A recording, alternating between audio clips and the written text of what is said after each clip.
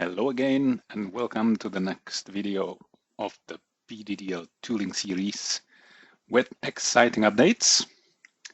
And as every good demo starts from planning the domains website, while we will migrate to PDDL extension for VS Code and drill into the exciting updates about planner configuration.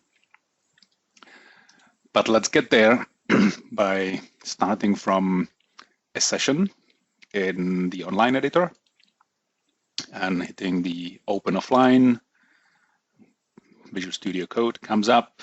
It already has the extension installed, and the extension takes over the rest.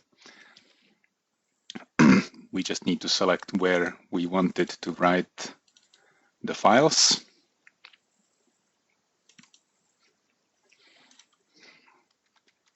Session running out of numbers here.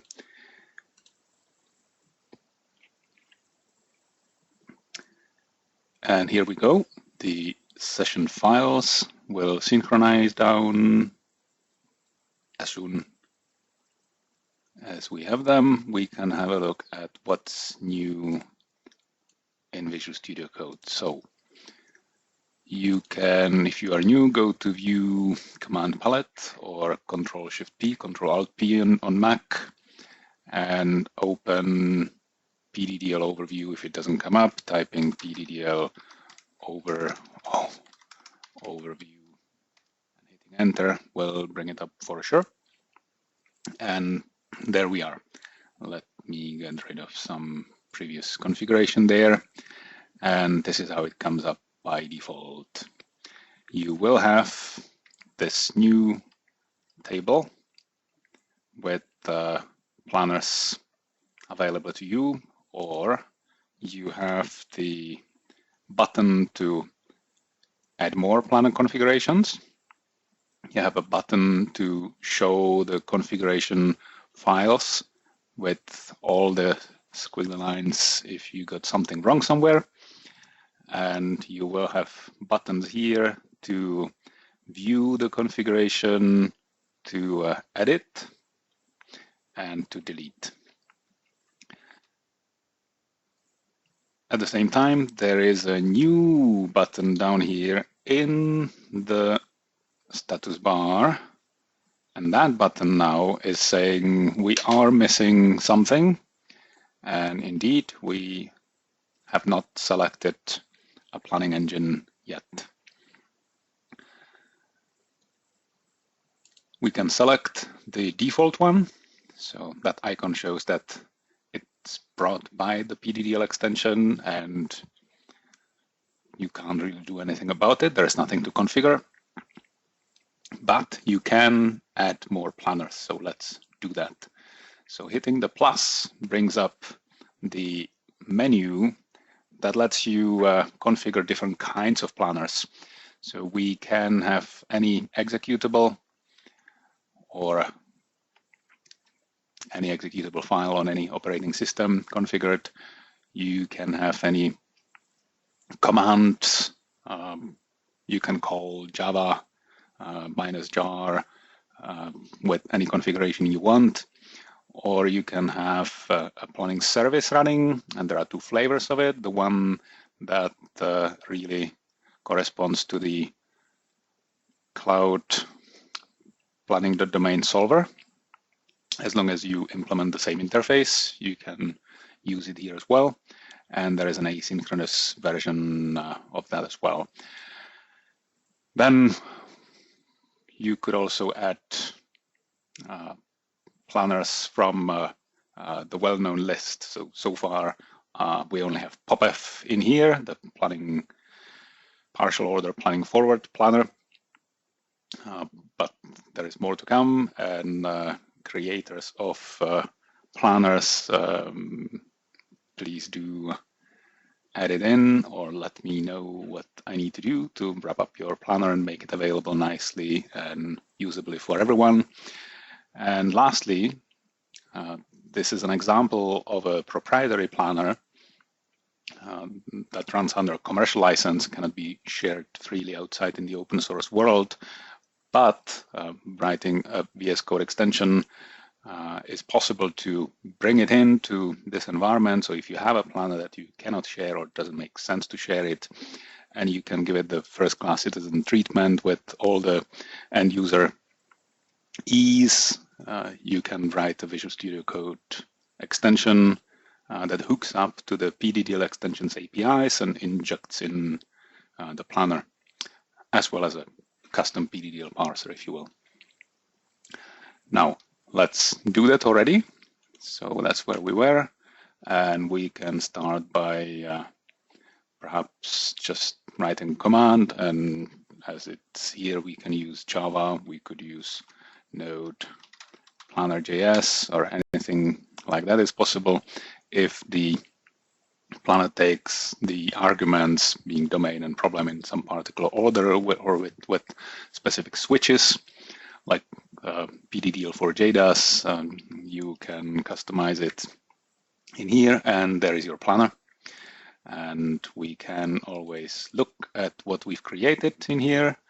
And yes, again, this is how you would say this is a domain and this is a problem, if the planner took some specific syntax like that. Now, we can try the other ones. We can, of course, add a service, like one running on a local host, say port 8080. And there it is. Or we could find PopX. We can find the PopF planner executable, and just selecting that, it got inserted in here. Now, suppose some of that configuration isn't something we want to have available on the whole machine globally. If it only makes sense to use that configuration in a particular workspace folder, we can put it in there locally as follows. Inside the .vs Code folder, there's a settings.json, and we can replace the obsolete configuration by pddl.planners. And instead of the default, I will insert the planner configuration that we inserted a moment ago through the interface here. Now, as soon as I come back to the overview page, it just realized that now that planner is in my local folder, while the other configurations are either available globally, or, so these two are global, that one is coming from the extension, and this one is in a local workspace folder. That can be demonstrated by adding another workspace folder. So now we have two. Now we have a selector for the workspace folder. And when we make the selection, there will be different sets of planners available in the different folder. Now let's see what's going on in here. We actually, if we hit this button, we will now see all the configuration files at once. So this is the global one, and these two are the different workspace folders. So if we in here want to use Solver running on a different port because it has different features, so let's make it 81 and 81. The two folders will now have a different planner to use. Tiny little difference, but perhaps that's a planner with different settings, different configuration that you need to use in the different projects. Of course, yes, you can put any configuration to any of these locations. All right, so that's the way you can configure planners. Now, how do you select the one you want to use? Actually, down here, we can see still that in this folder, we don't have a planner selected, while in this one we do. The difference is that comes down to the locality of your choice. So in this session 3, if we select the session 3 is on the top and the global is on the bottom.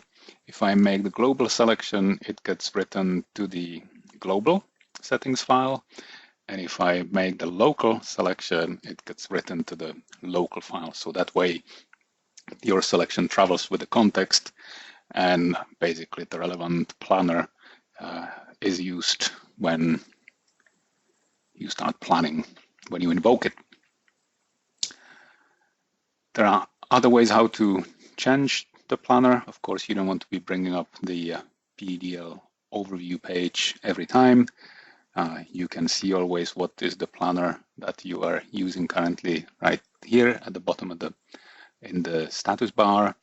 And if you click on it, it brings up the selector again. And also if you are missing a planner at that point, you can edit from here as well conveniently. Lastly, there is a keyboard shortcut, Control-Alt-P, unless it's taken by something else in your system. It brings up the same selector, so you can switch the planner from anywhere you are. I think as long as you are inside a PDDL file, that keyboard shortcut should come up. And that's the use.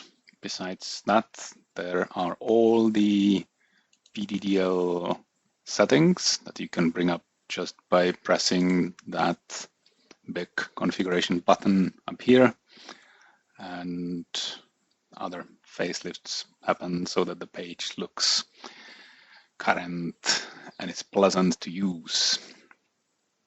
With that, I wish you have great time prototyping planning solutions, and till next time, bye.